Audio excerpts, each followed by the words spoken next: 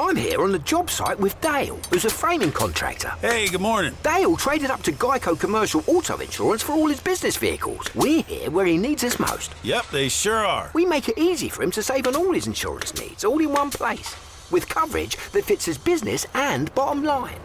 Oh, I shouldn't have looked down. It's all right. We're so far up here. Look at me. Take a deep breath. No, I'm good.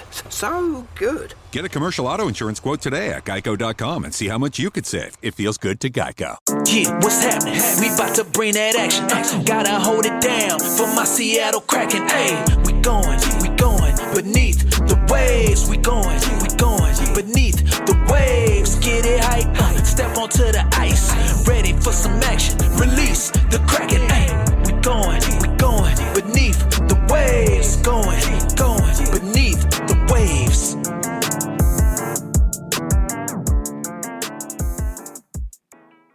What's up, everyone? Welcome into the Beneath the Waves podcast, your weekly recap of all things Seattle hockey and beyond. I'm Matt. I'm Alex. And I'm Derek. We are now on to episode 58 of the BTW pod. On today's episode, we're going to catch up on the last week of games. We will unpack everything that happened at the trade deadline, learn more about our newest Kraken, and we will check in on all the other Kraken news. Derek, before we get into all that, as always, can you let us know what things Heather has been up to? Absolutely, Matt. So before we get going today, we want to, again, give a shout out to our own Heather, who continues knocking it out of the park in her coverage of the Seattle Torrent for the hockey news. If you have been following the Torrent at all this season, you know that their inaugural season is going about as well as the Kraken's inaugural season went. Just imagine, instead of like being the worst out of 32 teams, that you're the worst out of 8 teams. That's pretty much how things are going right now. Anyways, Heather's article this week continues coverage of the team and their results. And following along with her articles is a really good way of staying up to date with the team, because even if the Kraken and the Torrent have bad years, we're not averse to bad years on the Kraken side of things either. We will show up for our Seattle teams regardless. So go stay up to date with the Torrent over at the link in our show notes, or you can just look up on Google, the hockey news Torrent or something, and look for Heather's name to pop up. Back to you, Matt. Yeah, you say the bottom team of 8 versus the bottom team of 32, but they're the bottom team of 8 with an absolute elite group of killers, whereas the Kraken were a team not made up of killers. I don't even know what to call them, just mid to below mid players. So Absolutely. I think it's a little extra ouchy. It is. It's both a good thing because you're still seeing star power, at least when you're watching the games, but it's definitely a bad thing because it's it could be so much better right now. But it's a very competitive league, so. Yeah, so in Heather's article she had this week that recapped the Charge game, it was a heartbreaking loss. It was 4-3. It was so close to being tied up. There was with 0.4 seconds left, we almost knocked it in. But she did highlight a couple positives that happened. First of all, Jesse Eldridge, the pink scrunchied phenom, scored her 50th PWHL point. So that's a big deal. I think she's the 8th player I saw who has hit that milestone. So that's a pretty big deal. We had the first penalty shot goal in PWHL history by Alex Carpenter. So that was really cool. That's a nice historic mark. And some bad news. We learned this last week that Hillary Knight, HK21, is out indefinitely with a torn MCL, which is a huge bummer. But the fact that she played through the Olympics and got the game tying goal in that final is that's pretty crazy that she did that with a busted up knee. All right, before we get into Kraken things, as always, we need to money puck around and find out. We were flying pretty high last week. We were in the 70-something%, I'm pretty sure. Alex, surely we are around that same point, if not better, this week. F no, we are not. This team will certainly ruin your life. You have ups and downs everywhere you go. I checked Money Puck after, that absolutely abysmal loss to the Senators last night. And lo and behold, the Seattle Kraken now have a 50.4% chance of securing a playoff spot this season. They also have a 2.1% chance of securing the first overall pick. So let's get things straight here. Their chances of securing that first overall pick are slim to none. It's like watching the Toronto Maple Leafs win the Stanley Cup. It's never going to happen. And then watching their playoff percentage chances go from like 72.4 or was it 74.4% chance, like less than half a week ago, go down and drop, by almost 25% is staggering. But also, it's not surprising because the way that this team has played, especially the last two games, is telling that this team could very much just squeak into the playoffs, but this team could also miss the playoffs by 1 or 2 points. And I think this is a perfect example, and this percentage chance perfectly sums up the Kraken right now. Is they are teetering in percentage wise on securing that playoff spot, and by the way that they've been playing, they very much could secure it. But at the same time, you could be looking into the playoffs by 1 or 2 points, being like, "We missed it, we missed it." So yeah, it doesn't look good when you look at the numbers, but hey, hockey is a crazy and wild sport and anything can happen. Not feeling too confident right now, but hey, with the new acquisition that we've acquired over the last, on trade deadline day, and I know we're going to get into it a little bit later, maybe there's a little bit hope for this middle six team that we call the Seattle Kraken. I don't know about you guys. What are you thinking about these chances now? Yeah, I just wanted to say first that for some additional context, we have a 3.5% chance the Kraken do at making the Stanley Cup final and a 2.1% chance at getting that first overall pick. So if you need a way to determine whether or not it's win now era and push for the cup or start tanking, that's the indicator you should use. We're going all the way to the cup, baby. Also, just wanted to say that it is pretty clear that throughout the St. Louis and Ottawa game that we at least missed out on like 2 points or so that we should have had. Maybe go to overtime with both of them or win against one of the teams. And that's reflected in our money puck projections. Last week it was like 90 points, and this week it's square at 88 points. So money puck is definitely saying slap on the wrist, Kraken. You definitely missed out on 2 points that you should have had according to our models that are much more forgiving to us than Dom's, as we were talking about before the show. So money puck's going to give you these good these good odds, Kraken. You got to capitalize on them. That's what we've been seeing. What about you, Matt? Yeah, those two Blues games last week and this week, we needed those. Those would have given us a nice cushion, but alas, here we are giving up points in both of those and like winning against the Hurricanes out of all the teams that we played. So absolutely wild stuff. My like nightmare fuel scenario is that we're going to get to the last game of this season and it's going to come to like not even the last physical game that's being played in the NHL regular season. It's not going to be us. It's going to be like LA and Utah or something, and all of it's going to be riding on what happens in that game, and we won't even have our fate in our hands. So we'll either like limp in through on our own like power, or like it'll just get the rug ripped out from under us. So It's like we have tiebreaker on the Kings, and then they go to overtime and Yeah, lose, and then it's one yeah, point it's past it's us. like it's like in a situation where like Utah and LA are the two teams. They're like, just right behind us. And in order to secure the playoff spot, like the Kings need to lose in regulation, but they lose in overtime and somehow Exactly. pop us. And you're like, God damn it. Exactly. Yeah. absolute pain. We'll get more into the games a little bit later, a little bit more in depth, but let's talk about kind of the hot topic issue from this week. Not issue. Let's talk about the hot topic. I botched that so many times. We're just going to keep powering on through. The trade deadline happened on Friday. We are now 48 plus hours removed from the trade deadline, and there were two notable things that happened with the Kraken. We're going to start first with our captain, our captain, Jordan Eberle, choosing to go down with the ship, as Derek talked about a few weeks ago. The trade deadline did not open with a trade, but with news that Seattle Kraken captain Jordan Eberle re-signed a 2-year, $5.5 million AAV contract with the team.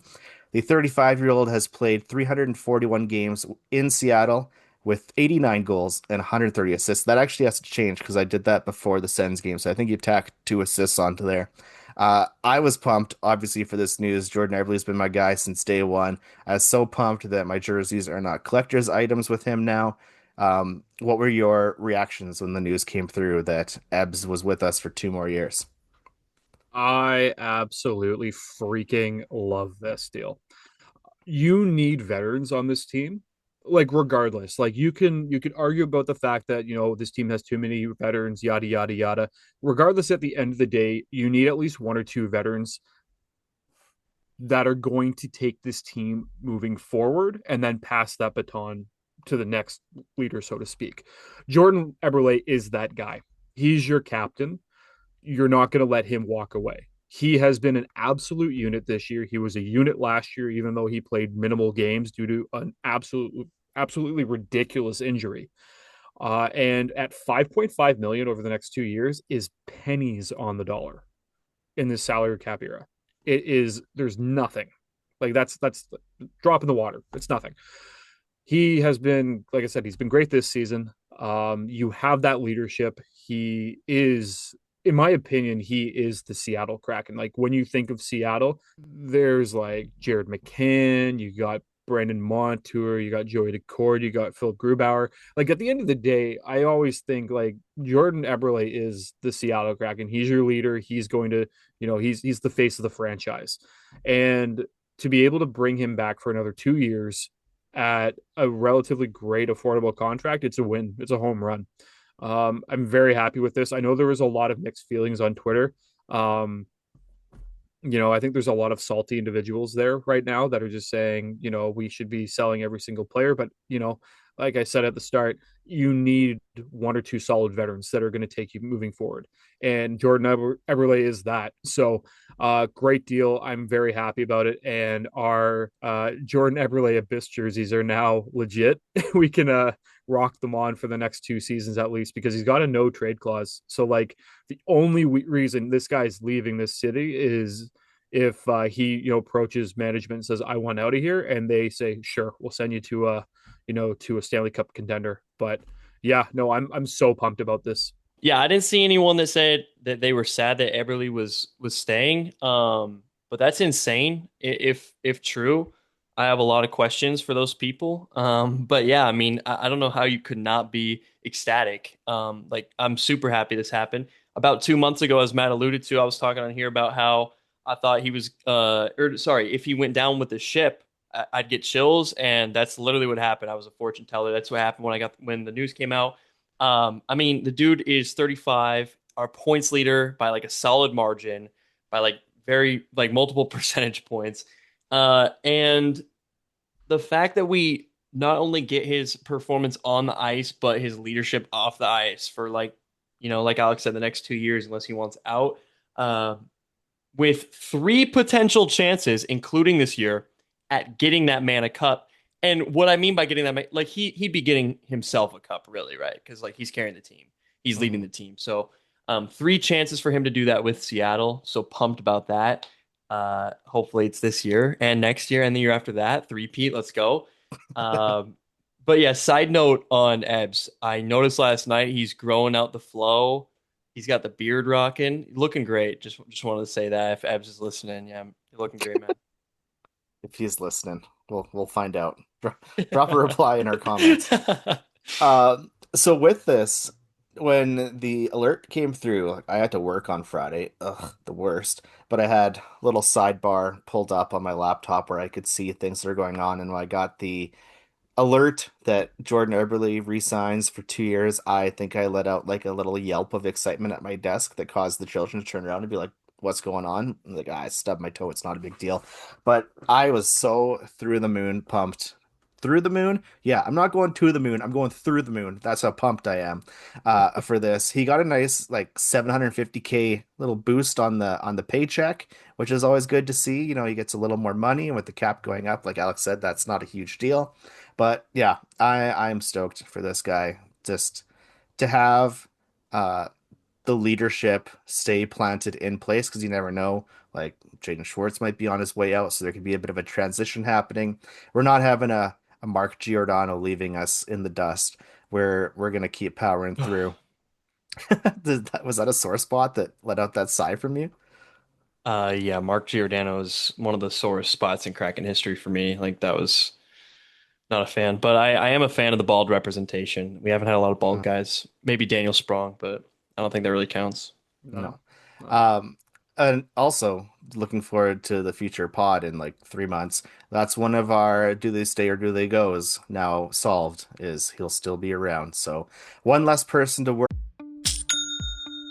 Nobody does selling better than Shopify. Shopify is the home of the #1 checkout on the planet. And the not-so-secret, with Shop Pay that boosts conversions up to 50%, meaning way less carts go abandoned and way more sales going through. So if you're into growing your business, your commerce platform better be ready to sell wherever your customers are scrolling or strolling. On the web, in your store, in their feed, and everywhere in between. Businesses that sell more, sell on Shopify. Upgrade your business and get the same checkout that Skims uses. Sign up for your $1 per month trial period for 3 months at shopify.com/Westwood1, all lowercase. Go to shopify.com/Westwood1 to upgrade your selling today. Shopify.com/Westwood1. About. We got a couple free agents out there, including one new UFA that is joining the roster, because the big news on trade deadline day is that there is a new member of the Seattle Kraken in forward Bobby McMann. The 29-year-old is acquired from the Toronto Maple Leafs in exchange for a 2026 fourth-round pick and a 2027 second-round pick. McMann, who will wear number 74, has 200 career NHL games, all of them with the Leafs, with 54 goals and 37 assists. In 60 games with the Leafs this season, he has 19 goals and 13 assists. I didn't, to be fair, know a whole lot about this guy because I don't know a whole lot about players outside of the Kraken unless you're a big name star who's always being featured on Sportsnet. But I was pretty pumped when I looked into this guy a little more. One of the first things I said in our group chat was, if you take Bobby McMann right now and you plug him into our stats, he is 7th place in terms of points and he is 2nd place in terms of goals. So we got something hopefully good coming. Hopefully it's going to translate. I think that getting this done was pretty sweet because basically we took essentially what we got for trading away Mason Marchment and just repurposed it into this new pick. So it's not a whole lot of loss happening there. And looking forward to seeing him hit the ice in the navy blue and the icy whites. Hopefully, fingers crossed soon, because he was held up with a little immigration stuff that didn't let him play yesterday. Yeah, when it comes to McMahon, I was watching Trade Center on Friday, and news was coming out stating that the Maple Leafs were shopping McMahon and he was going west. So there was a lot of talk about Edmonton, there was a lot of talk about Colorado, and deep down I was like, Seattle? Like Seattle would be great. But like at the same time I was like, okay, but Seattle's been talking about doing something big. Like there hasn't been a lot of discussion about, hey, the Kraken are looking to add, kind of in the middle ground, like a mid-6 guy, ironically enough. So I kind of was just sitting there thinking, okay, well, he's probably going to go to a different team, but if the Kraken pick him up, that would be awesome. And then I saw the tweet from Friedman being like, Bobby McMann to Seattle, and I was like, no way, no way. What's the return? A second and fourth? Like this is a home run. Yeah, like we can talk about, the Kraken, acquiring middle 6 guys like Infinity Stones until the cows come home. It's just something that the Kraken do, but I'm really happy with this pickup. He is a guy who can slot anywhere in the lineup. When he was playing with the Leafs, he did play third line minutes, second line minutes. He even was playing first line minutes with Austin Matthews at some points in the season. So he's a versatile player that can play up and down the lineup. And with this kind of Kraken lineup that they have, he's a perfect player to have because he can bounce wherever is needed and he can score. Matt, I know you mentioned, he'd be the second highest goal producer on the team right now. If you removed all empty net goals, I believe he would actually be the first over Eberle, which is kind of crazy to think. But yeah, I think it's a great pickup, and especially for the assets that we traded out, it's not going to hurt hurt our capital, moving forward, because we do have a high, high value of draft pieces, in the next couple of years. He's an expiring player. His contract ends at the end of the year, so he's going to be looking at payday, so to speak. I believe he's on like 1.85 million or something like that. 1.35. Okay. Okay. So a little bit less, but still, like, he's going to be looking for, a contract. And I did read something along the lines of when he was with the Leafs, they were trying to do a contract extension, and there was talk around like 5 years at 5 million, or like 4.55 million. And the Leafs didn't want to do it. They said they might revisit it in the offseason if he becomes a UFA. In my opinion, I could totally see McMann replacing Jaden Schwartz. He's a younger player. He can kind of do the same thing. And if you can get him in at the same type of deal that Schwartz is on right now, it's, taking out an older player who's dealt with injuries over the last year and bringing in a younger guy who has, who can score. So I like this pickup. And I'm hoping, it works out for him here. And, if that's the case, hopefully they can extend him for a couple more years. Gotcha. I think that's reasonable. I was expecting for us to have more to debate on based on the way you were reacting on Twitter, though, Alex. Maybe his thoughts have sobered up a bit in the last 48 hours. Got you. Just one thing I have a question on, just for some clarification. And this is a common theme with another tweet that I can bring up as well, to not single you out, but it's a common thing that was on Twitter, not just you. And someone replied to me, if you're listening, Justin Park at RPJ PARK. We had a very respectful back and forth. I'm not like calling you out or anything. You're not going scorched earth like you did no, with no, Oregon. no. I want to bring up this sentiment, and I think Alex, you may agree with it too. He said the problem with the trade isn't about McMahon's skills. He is definitely an upgrade, but we just traded 2 picks for a month of his services, and it will get us no closer to a cup. It's a short-sighted trade made to try and keep butts in seats, not win anything. That's the issue. Now, here's my question, because I also think that you agree, because you said he's on an expiring contract. He doesn't really move the needle. And you also said the Kraken weren't able to bring in any offensive talent. But what I would say to both RPJ Park and you is, if you're going to say he has, the most goals on the Kraken with no empty net goals, or the second most goals, or the 6th most points on the Kraken, and, I struggle to see how that isn't going to impact our offense in a good way, like for the rest of the season. Assuming he performs at that level, right? Do you agree? While I do agree, I think my hesitancy is that so when he was playing with the Leafs, he was playing on lines with players like John Tavares. He was playing on lines with Austin Matthews. Like, we're not talking about like middle 6 guys. We're talking about like future Hall of Famers. Like, let's be serious here. Both John Tavares and Austin Matthews are future Hall of Famers. So he's going to get the looks in those situations. Like, Austin Matthews was the guy that was, getting the puck to him so he could get these shots in. Yeah, I mean, looking at his stats, he did average like 14 minutes a night, though. Like, it's not like he was. I agree. And honestly, that's pretty efficient to have this. So you have the second most goals or the first most goals on the Kraken with no empty net, and you're only playing like 14, maybe 15 minutes a night. So it sounds like Shane Wright from last year. Yeah, I mean, if you start playing it with like 19 minutes a night here, dude. But my biggest concern is that, like, and I do think he's going to take off. Like, don't get me wrong. Like, the more I've sat with it, I think that McMahon is going to do something good. No, that's what it felt like, and that's what I want to say is, like, I feel like we're all in agreement. Yeah, and I hope that that's a sign that the fan base is healing, and we're all agreeing after our little trade deadline fiasco on Twitter, everybody, that we're vibing out.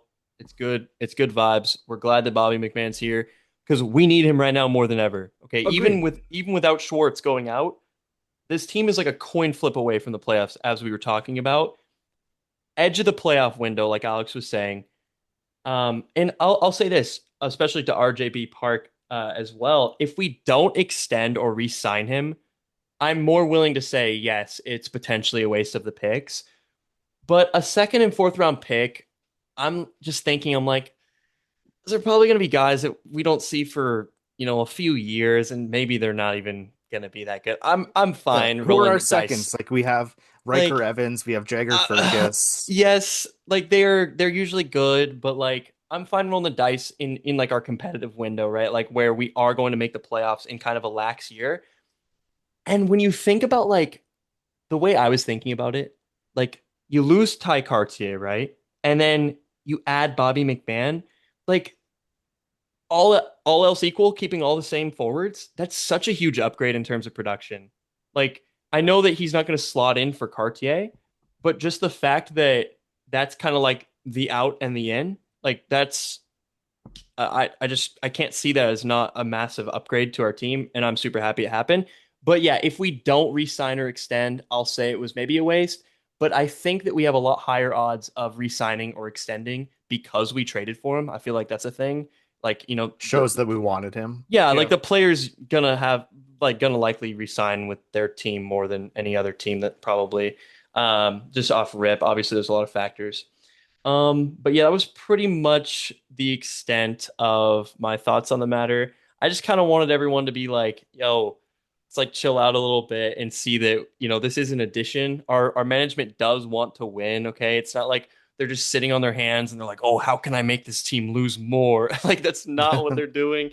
And I also think it's just kind of like we act like offensive talent kind of grows on trees, and I don't think it does. Like it's all 32 teams are vying to try to find any sliver of offense. Of course, we're like the 30th best offense in the league right now. But yeah, so obviously for us more than anyone else, but it is 32 professional teams. All of them obviously are trying to be at the top, hard league. So I just want to see some grace for our boys up top in management. Big management fan.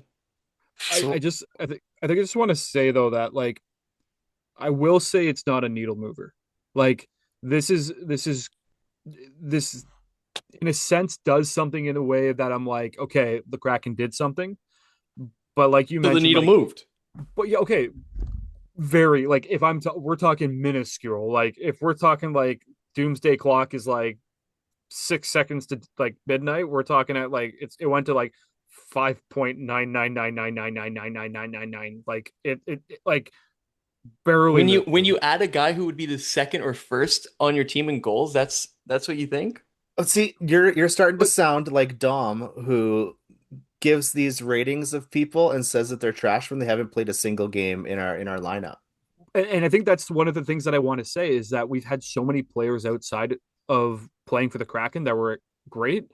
They come to the Kraken and like their offensive ability kind of falters. So Okay, like that's true. I'm not saying McMahon's Shit. gonna happen, but like in my Bad point, opinion, Matt. I, I'm I just get kidding. I get worried that like if this trade could be we get into the playoffs and we don't make it out of the first round, but we still get playoff hockey.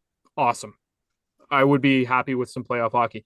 It would like I think this would be a failure if we miss out on the playoffs. I agree. Like I think that this would be moves one. the And then needle in a if he considerable walk direction towards playoffs, though. 100%, but if Bobby McMann walks, if we miss the playoffs and he walks, if we make the playoffs and he walks, it's a failure. That's That's exactly what I said. 100% is yeah. I I completely will agree with say that. that. But in my eyes, like he's gonna do something for the team. I just don't know what that's gonna look like. It's gonna look like scoring a lot of goals. I don't know if that's the thing though, because like I want Well, it to be the thing, but at the same time, I hey, look at not this all of us can see team. the future. We could have talked about Shane Wright scoring all these goals. We were projecting him to get 25 goals, and he's disappeared into the void. Yeah. Like, right? Like, I'm apprehensive to say like he's going to do Well, I something. mean, you can't like you got to pick up guys based on their Oh yeah, performance. You want Like, to hear the eye test that he's going to pass, like that we're going to notice instantly. And I talked about this yes. with Chad in the interview that we're going to throw to shortly here. Um, I went on the Maple Leafs subreddit page and I said, "Kraken fan coming in, tell me what I need to know about Bobby McMann." Instantly, there were like 60 replies, and every single one said, "He's fast. He is fast. He is fast as boy," as the kids would say. And then on Sportsnet on Saturday during because we had the Canadian feed because it was a Canadian team. They had this graphic that came up and it says Bobby McMann this season courtesy of NHL Edge. Max speed Sorry, Derek, it's Canadian. So kilometers per hour, 39.03 kilometers per hour, which is like 24. 24. Dude's getting school zone speeding tickets, and he's in the 99th percentile. 32 to 35 kilometer bursts, he's in the 98th percentile, and 35 plus kilometer bursts, he's 97th percentile. We're gonna see him just putting like, I don't know, burnout streaks on the ice like he's a F1 car driver, and it's gonna be just unreal because I feel so often with this team is just so flat-footed and looks so lethargic that I think this is going to be a little spitfire to get some life into it. So he's going to be Brandon Tanev, but can actually finish. Yeah, and hopefully not toxic. Yeah. So I'll, you know what? Hey, if he's fast and he can put pucks in nets, I'll be happy. Like that's at the end of the day, that's like we saw with the Ottawa Senator game, we saw with the Blues game. We need goals. And if in the next 20 games he puts in 7, that's He's a going win to score on Tuesday. He's going to score on Tuesday, and Kraken Twitter is going to be like, "This is the greatest thing of all 100%. time." Like how when Mason Marchment scored in his first game in the in the season opener, everyone's like, "Oh, a new guy! This is awesome!" But hopefully, he's again not toxic, annoying player like Mason Marchment. Yeah. No, I can, like I said, 50-50. I'm happy with it, but at the same time, I'm apprehensive. But as soon as he scores, I'll say this is the greatest trade in the history of the Kraken. Like, I already know that, and I will totally admit it. Certainly beats picking up Daniel Sprong for the 17th time. I agree. One thing that Kraken Twitter was all ablaze about, and we kind of talked about this last week with the Ryden Evers signing, is we are having just an absolute dumpster fire coming our way for our announcing team between Jared McCann and Bobby McMann. I have had to correct my tweets so many times in the last 48 hours. And I don't think there was like a super skills showcase thing this year like there has been in the past. Maybe I'm mistaken. Nope, there was But not. I think what we need to have next year is we have a game where on each side of the red line we have McCann and McMahon. We have Stevens and Stevenson. We have Evers and Evans. We have Coco and Kako. I want to have just like a dream matchup of those guys and just have an absolute chaos, oops, all same names event that we can have. And I put out a tweet along those lines saying best of luck to Forsland and Fitz and all the other people that do announcements. And Everett Fitzhugh replied to us, and he said, we go to our mentions here. Fitz's response was, "Hey, if I can nail the Pedersen's 3 in Vancouver and that time the Kraken had a Schwartz, a Schultz, and a Schultz, I think the McMahon-McCann combination should be just fine, I hope." And then it's a gif of Jordan Peele sweating profusely. So we'll see how that goes. I'm sure it'll be Shout out to Everett Fitzhugh. That's awesome. Yeah, that dude, he eats sunflower seeds in his vanilla ice cream. So anytime I hear his name, I gotta bring that up. Interesting. Cool. DraftKings Sportsbook, an official sports betting partner of the NHL, is built for the fastest game on ice. With player props and live betting, every shift, every shot, every save gives you options to get in on the game with DraftKings Sportsbook. New customers bet just $5, and if your bet wins, you'll get $300 in bonus bets instantly. Download the DraftKings Sportsbook app and use code THPN, that's code THPN, to turn $5 into $300 in bonus bets if your bet wins. In partnership with DraftKings, the crown is yours. Gambling problem? Call 1-800-GAMBLER. New York, call 877-8-HOPE-NY or text HOPE-NY. Connecticut, call 888-789-7777 or visit ccpg.org. On behalf of Boot Hill Casino in Kansas, wager tax pass-through may apply in Illinois. 21 plus in most states, void in Ontario. Restrictions apply. Bet must win to receive bonus bets which expire in 7 days. Minimum odds required. For additional terms and responsible gambling resources, see dkng.co/audio. Limited time offer. Copyright 2026. NHL. All rights reserved. As I teased a few moments ago, and as I mentioned earlier, I don't know a whole lot about hockey players outside of the Kraken. So as we did prior to the start of the season with Mason Marchment and Brian Lindgren, I wanted to find out a little more about Bobby McMann joining this team.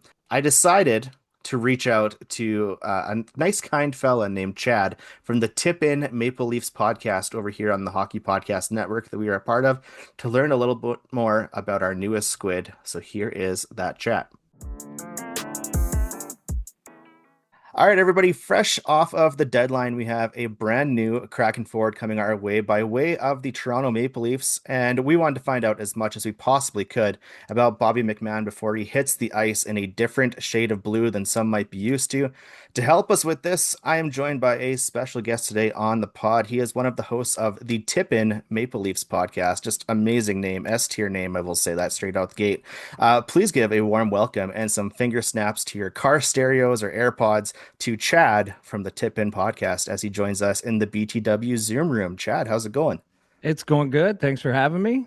No problem. Thanks for carving out some time to come and chat with us here. Whenever we have new friends come by on the pod, I like to learn more about them just right off the top. So can you share a bit about your hockey journey in hockey fandom and how the Tip In came to be?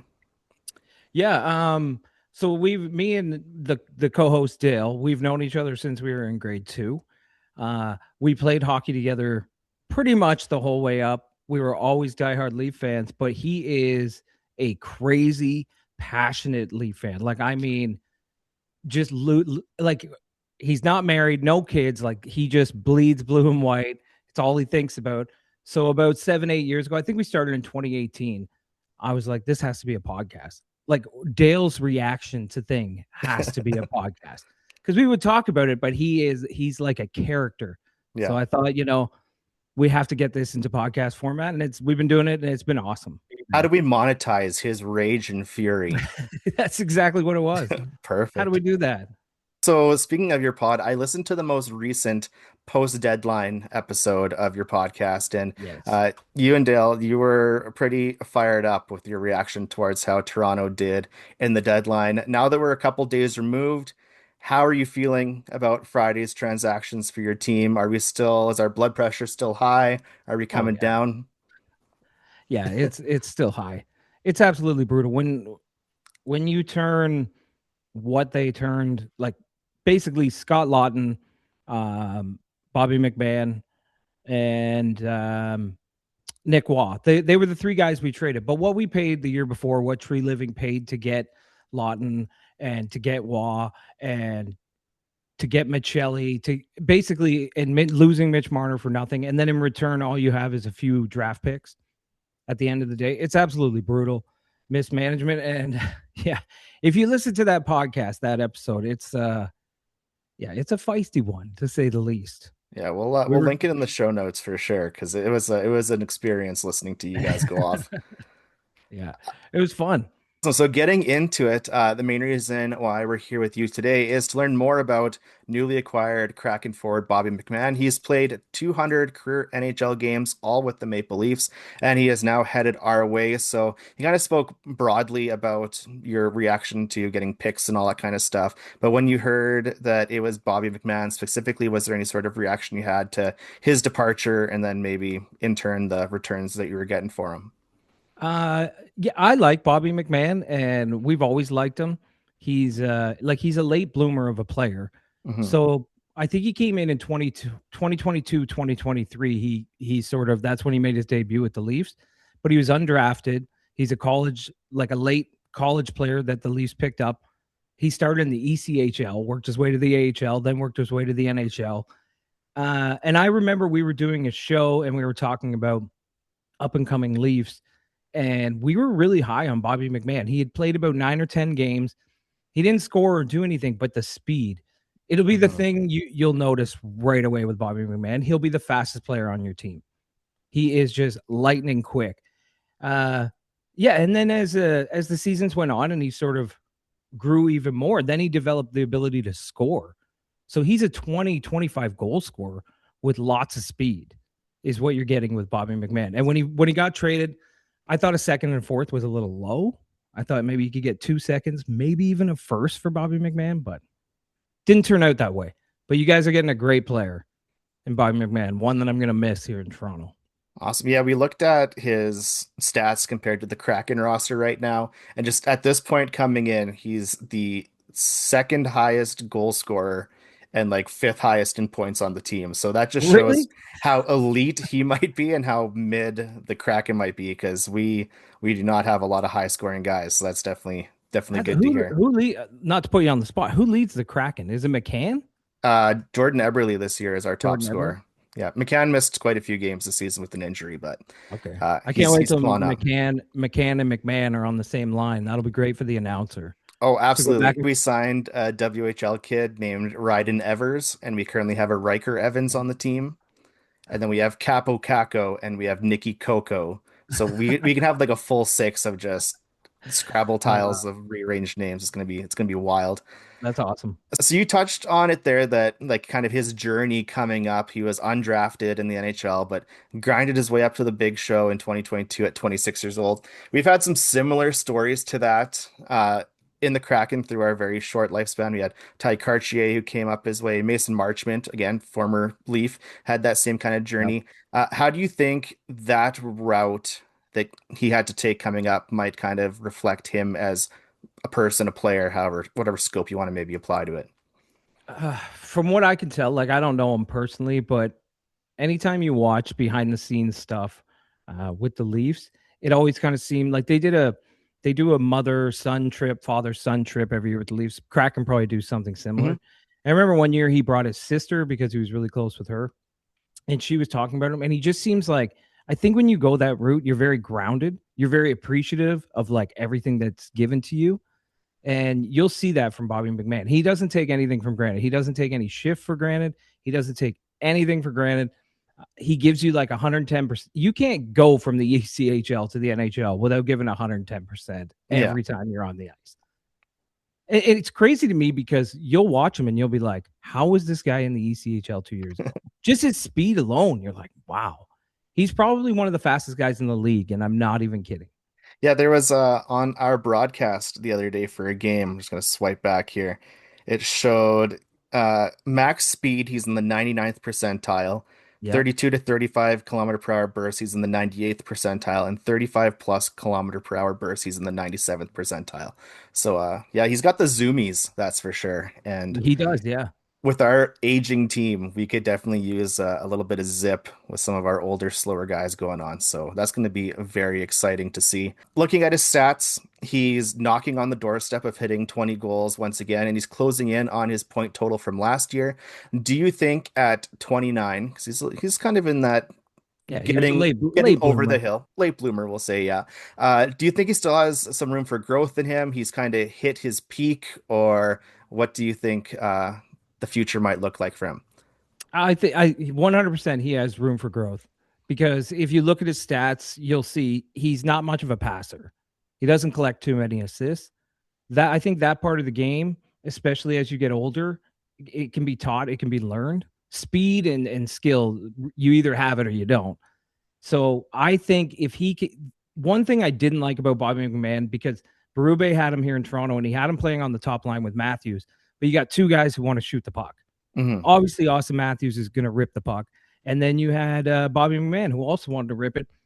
If he can ever figure out how to dish the puck, man, like you could play him on top lines, you could play him on top power play units. He would be such a threat. But as of right now, that's kind of a weakness in his game.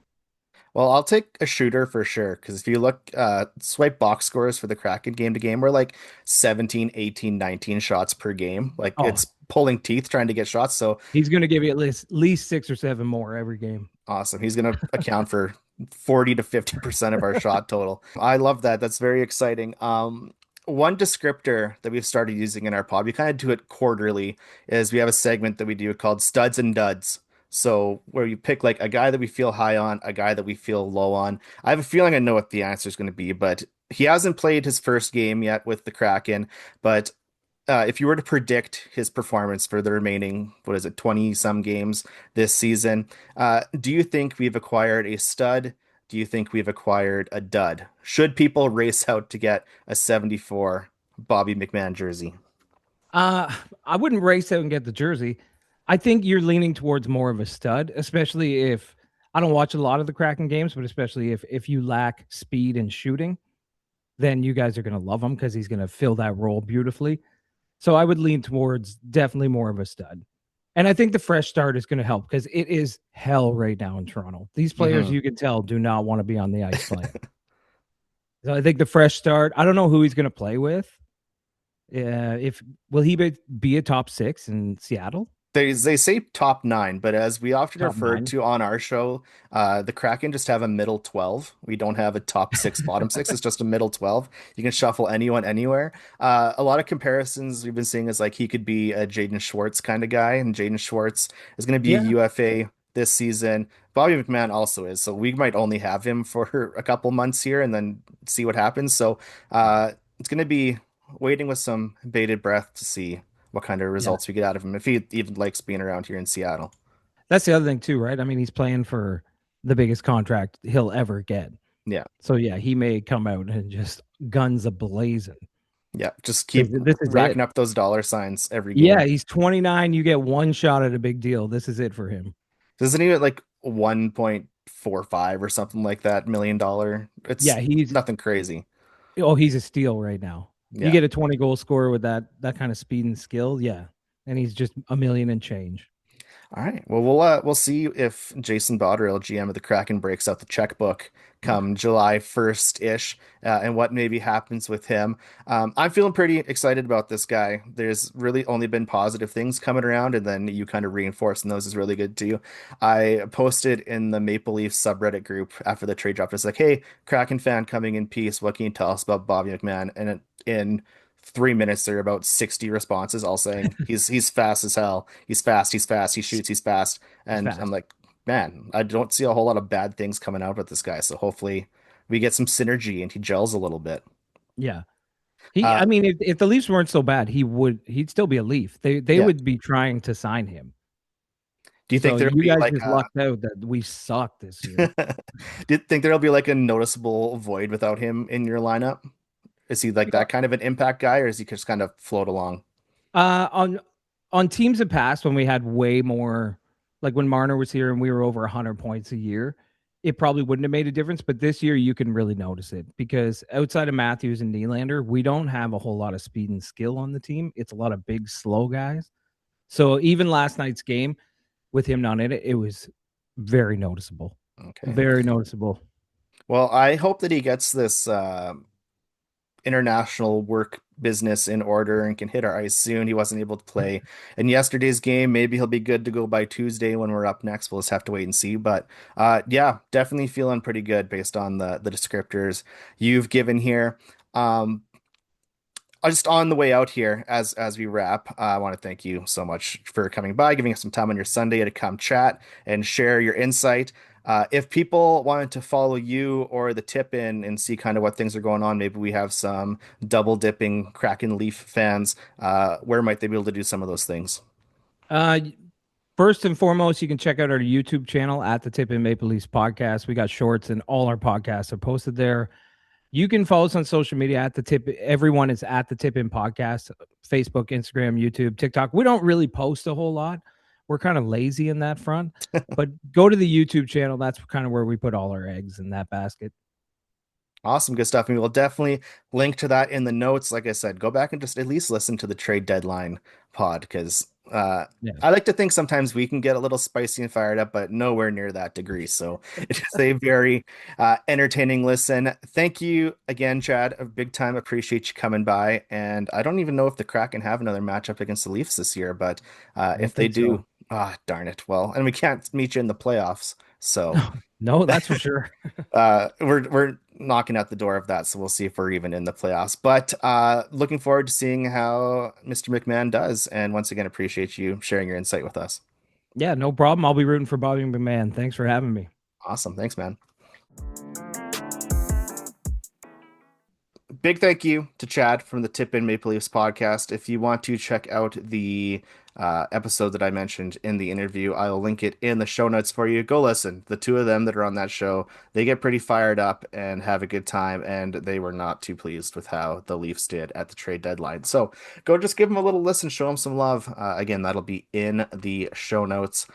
So we didn't talk really before all of this about how the week went specifically. We are currently standing at a record of 29 wins, 24 losses, and 9 overtime losses, currently nestling us just barely on that second wild card spot. This week featured a 2-1 win over the Hurricanes, and then a 3-2 loss to the Blues and a 7-4 loss to the Senators. A big loss that we had in this set of games, especially yesterday, comes in our injury update because on Saturday's game against the Senators, a scary moment happened for the Kraken after Ellie Tolvanen laid a huge hit on Nick Cousins. Cousins' skate came up and caught Jaden Schwartz in the face. He went down for a while. There was some blood on the ice, but luckily when they showed the replay, it was like the boot heel of his skate and not the actual blade that made contact with his face. He did manage to go off under his own power, but he did not return to the game, and there hasn't been any sort of update yet. We said, Bobby McMann coming in is going to be a Jaden Schwartz replacement down the line, but this is definitely not the way that we wanted that to happen. So fingers crossed that Jaden Schwartz makes it back soon, because that was definitely a pretty sketchy moment. Yeah, it was super scary. And looking at the video closer today, it almost looked like the white part of the boot that like connects the blade to the skate. Like even that part looked like it kind of connected with his face too. And the way his head hit it, it just looked like hitting a brick wall at like 10 miles an hour, and he just instantly went out. His feet went out. So it looked like he instantly kind of like lost consciousness for a second. But just the fact that he was like probably a couple millimeters or inches from yeah, like the actual edge of the blade being in his face at that speed, just insane. Like in such an insane close call that like doesn't happen that often, but like it just really starts to like make you think about how dangerous the sport is at times, or just kind of this latent danger that's constantly present. It's really scary. But I'm glad he's okay. There was a decent amount of blood. But I'm glad he was able to get up and get off on his own. I assume he'll probably be out for at least a week or two. I don't know about you guys, but I assume. They went to a commercial break, but when like there's blood on the ice and stuff like that, do you guys have to do anything or? Oh yeah, so it's actually the Zamboni crew. They have two people that go out with scrapers and like red biohazard bags and stuff. And when they brought it back, I asked one of the two if there was like a lot, and he said there was a lot of blood, like compared to what they normally go out for. And on the scraper, there was like snow, just with so much like red speckling. It's not good, but yeah. We also had two people out of the lineup on Saturday's game. Freddie Gaudreau and Ryan Lindgren missed the game due to illness. I saw a couple tweets that there's like a bug going through the locker room, as there tends to be around this time of year. So hopefully they bounce back soon. Hopefully Schwartzy bounces back soon, and we can get kind of a full roster out here cooking. Derek. Nobody does selling better than Shopify. Shopify is the home of the #1 checkout on the planet. And the not-so-secret, with Shop Pay that boosts conversions up to 50%, meaning way less carts go abandoned and way more sales going through. So if you're into growing your business, your commerce platform better be ready to sell wherever your customers are scrolling or strolling. On the web, in your store, in their feed, and everywhere in between.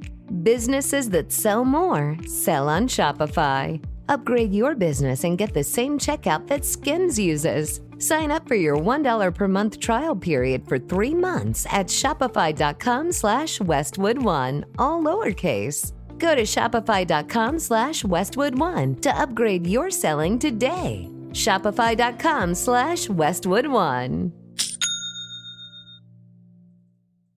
I'm kind of dreading how our goalie chat is going to go this week, because there was a lot of not good. So just lay it on us. All right. Well, let's just get through this really quickly. Actual good one though. Carolina, Joey Decord played. 36 shots, saved 35 of them, 9.72 save percentage, 1.2 expected goals saved above expected. So he had 2.2 expected goals against from Carolina, which is really low for how offensive of a team Carolina is. So shout out the Kraken defense. I know you look at a game and you say 36 shots, shout out Kraken defense, but the shot quality wasn't really there. And Carolina's a team that will just kind of huck everything at the net anyway. But anyway, we move on to St. Louis game that we lost. One of the two games we lost this week. Philip Grubauer was in net. 2.21 expected goals against. He allowed 3, so not great. Need a little more out of Gru there. But I'm okay with the goalies having off nights when the offense is like 30th in the league, like I said, in terms of expected goals for. So, and has been the entire season. It's not like it's really even. Oh no, it's kind of fluctuated from like 32nd to 30th, but nothing besides that. 889 save percentage for Philly Grustake in that game, and then we moved to yesterday, which was absolutely atrocious. So Joey had 36 shots against him from the Ottawa Senators, and he allowed 7. And so he had 29 saves out of 36 shots, an 806 save percentage. The real shocking number here is the expected goals against on 7 goals. So 7 goals. Yeah, go ahead and guess. I'm going to guess that the expected was 3.7. Alex? 2.6. It is 3.13. So you guys kind of we split it. Yeah, you split it. 3.13 expected. So yeah, again, 36 shots in both of these games against Joey, but completely different results. And yes, most definitely, at least 2 of those goals are on Joey, potentially more with this expected goals number. Obviously, whole team was just kind of down, but we did end up scoring 4 goals. So that had me thinking at the end. I was like, wait a second.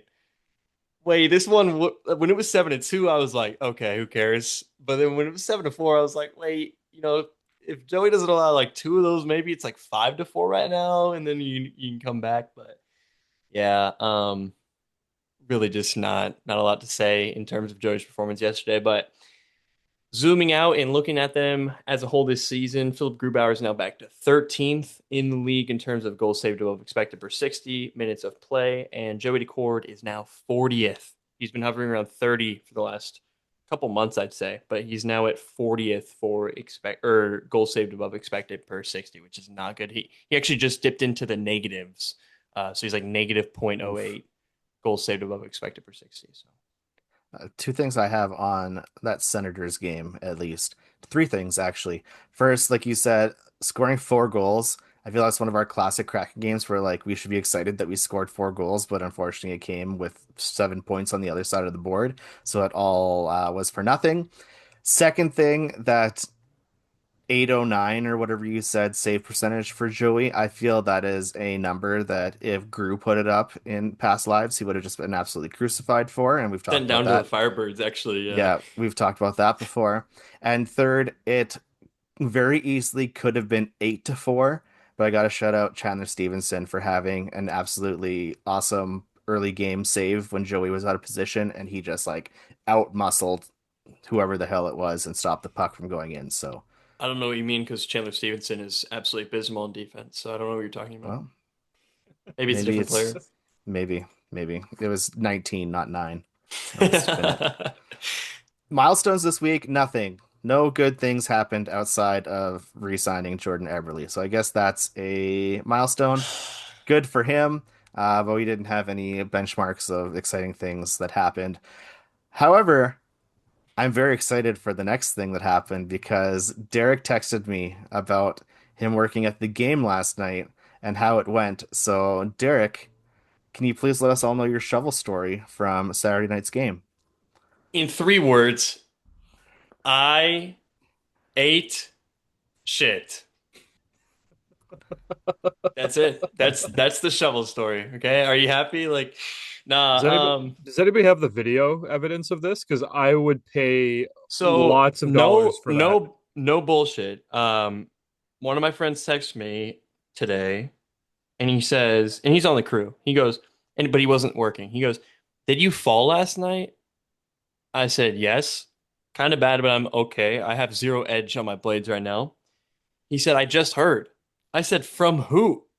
He said, "A guy I'm skating with on Sunday Night League." So not even someone from our crew, just some random adult league hockey player was like, "Oh, this bald guy ate it last night." But basically what happened, it was like halfway through our shovel, and I'm skating out to the blue line to turn around and like clear out the entire slot on the south end of the ice by the Zam tunnel. And as I like try like slowly stop, I'm going like 1 mile an hour. I like my left skate is just like sliding on the ice. It hits a rut and like my ankle literally turns and I fall like a tree. Like I literally just fell over like a chopped down tree right onto my knee and my left knee and hip. And bro, it was not good. I slid like into the logo and I'm pretty sure I heard Senators players saying stuff, but I was just trying to tune out everything. I was like, please do not hear any crowd noise at all. No one saw that. But it all happened very fast, but it is the fourth time I've fallen. And yeah, that's pretty much all there is to the shovel stories. I need to get my skates sharpened, I guess. I don't know. That's it. You brought up last week that there is a tax that has to be paid if you wipe out. What is the bill that you have to face? They told me 48 beers. They said 2 cases, and then they said 48. So I'm not buying them 48 beers. I'm not buying people stuff when I'm the one that's in pain. I don't agree with that. Do your Costco's down there have liquor stores in them? Because it's probably the best bang for your buck. I think they do, but I think I'm just gonna boycott this tax. I want the video. So if anybody out there has a video of this, send it to me ASAP because I want to witness this. Oh no! This epic, epic fall, so to speak. There's got to be someone out there that we can reach out to. All right. Somebody in the CPA has that video. Someone in that arena was like, "Hey, stop asking for it. Gonna put the video. I'm gonna, grab my phone, put the video camera on, and just start recording. Oh, look, buddy down there ate shit. I have a recording. What's great? Like, I'm sure the Senators players might have even been like expressing their condolences or something. But I'm just like in a head where I'm like, I'm about to get roasted by everybody. I just need to get off the ice. Let's be serious. Brady Tkachuk is not offering condolences to you in that type of a situation.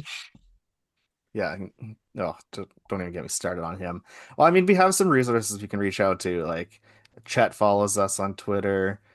Tommy Burton just followed us on Twitter. Allison follows us on Twitter. Oh my so gosh, we got some connections we can maybe reach out to and see if there's like some B-roll out there of the top Raptors camp. All right, well, keep an eye on our socials for that if that comes along. We have a pretty busy week ahead of us. Alex, how does the Kraken schedule look for us? Well, we do have a pretty busy schedule. We got 4 games this week alone. Now, the first game is Tuesday, March the 10th. They do play Nashville. Thursday, they are playing against the Avalanche and with Nazem Kadri freshly coming back to that team. So that team's absolutely terrifying. Saturday, it's against Vancouver. And Sunday, they play Florida. So there is a back-to-back this week. Now, with 4 games, I honestly think 3 of them are winnable. I think we can beat Nashville. I definitely think we can beat Vancouver, and Florida's not good this year. So I think we can actually edge out Florida.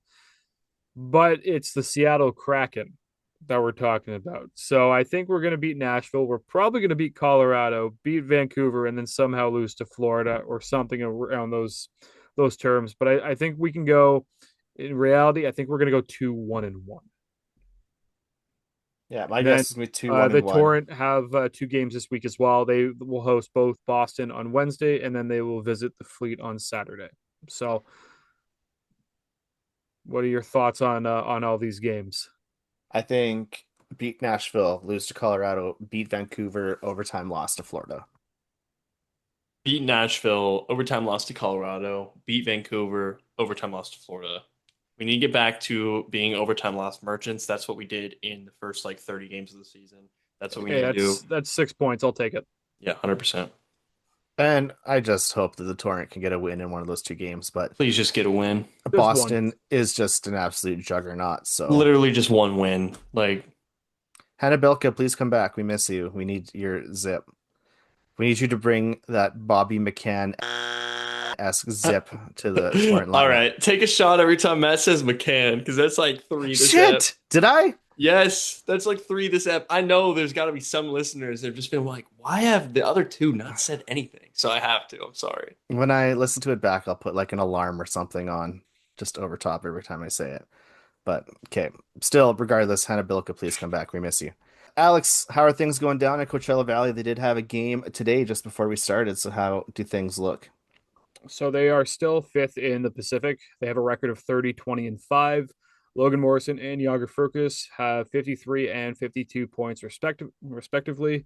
This week, the Firebirds play twice. They play on Friday, and they'll be home against the Ontario Reign.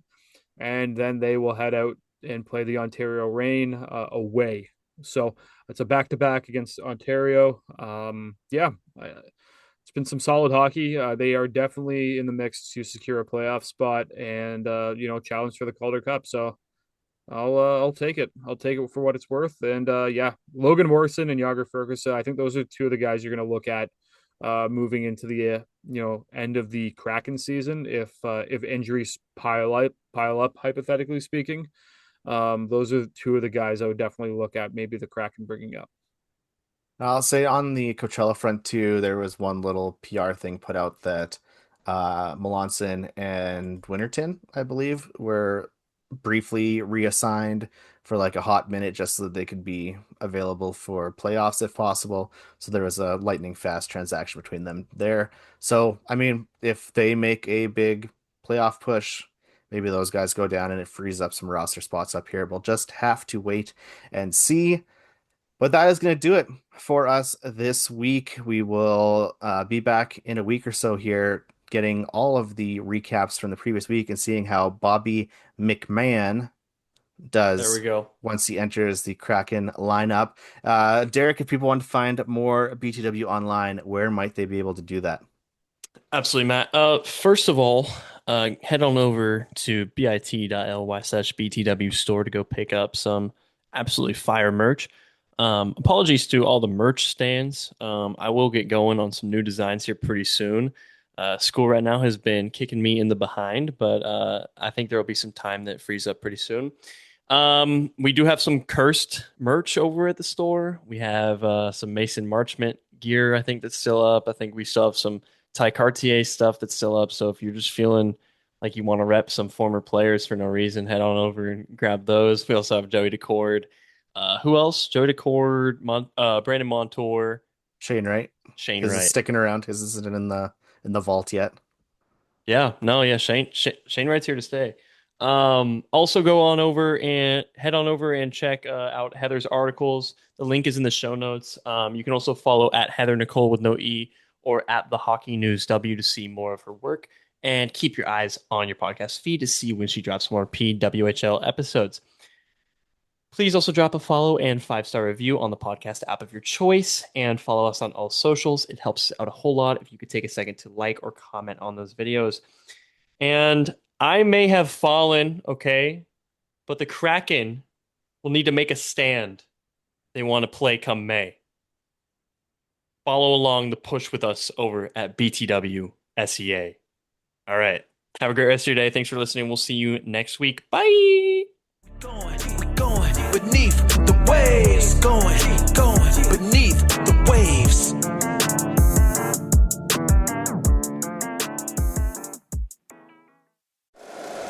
If you like the show, please take a moment to rate, review, and subscribe. It really does help the show to grow. Thank you for listening.